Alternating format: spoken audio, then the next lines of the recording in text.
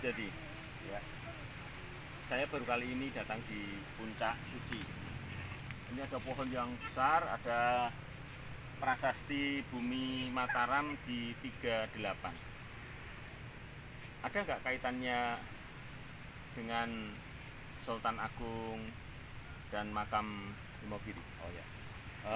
Terima kasih Pak Amir tentang gunung yang dinamakan dengan Puncak Suci yang ada di Kelurahan Wonolilo, Kecamatan Bayat ini.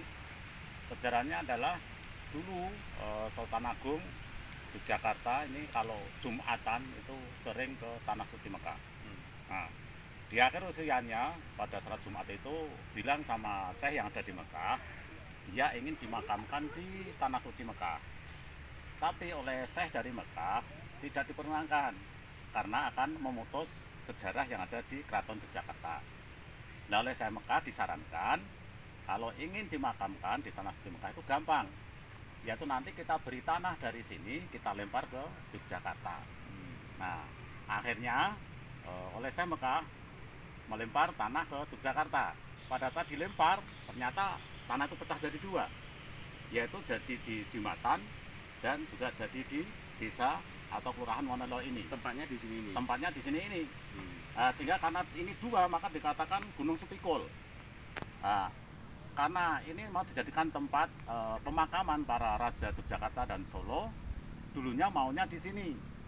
Tapi ada yang bilang kok hanya segitu, atau kalau bahasa Jawanya kok hanya semono, kok mung semono. Maka tidak cukup. Lalu dia pindah ke yang satunya lagi, pecahan yang satunya lagi, yaitu yang ada di Desa Imogiri. Nah, ternyata yang dipilih di sana. Sehingga Imogiri yang namanya Pajimatan dijadikan makam raja-raja dari Yogyakarta dan Surakarta atau Solo. Maka Sultan Agung dimakamkan di sana. Oleh karena itu dia keturutan apa yang diminta oleh Sultan Agung itu, dia merasa dimakamkan di Tanah Suci Mekah. Maka kedua-duanya ini kalau yang ada di Kelurahan Wonolilo dikatakan Puncak Suci Bumi Mataram, yang dimana di sini terpasang prasastinya. Ini kemungkinan besar karena ini ceritanya Simbah juga berasal dari Sultan Agung sendiri.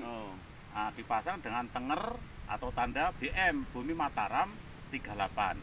Itulah kisahnya kenapa ini tempat ini mau kita jadikan tempat wisata.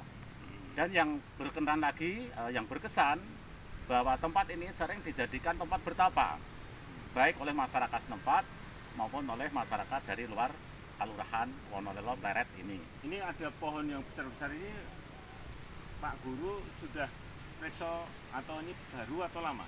Ya, kalau pohon ini nenek-nenek kita pun juga tidak tahu. Berarti ini kedua pohon ini yang sudah umurnya ratusan tahun.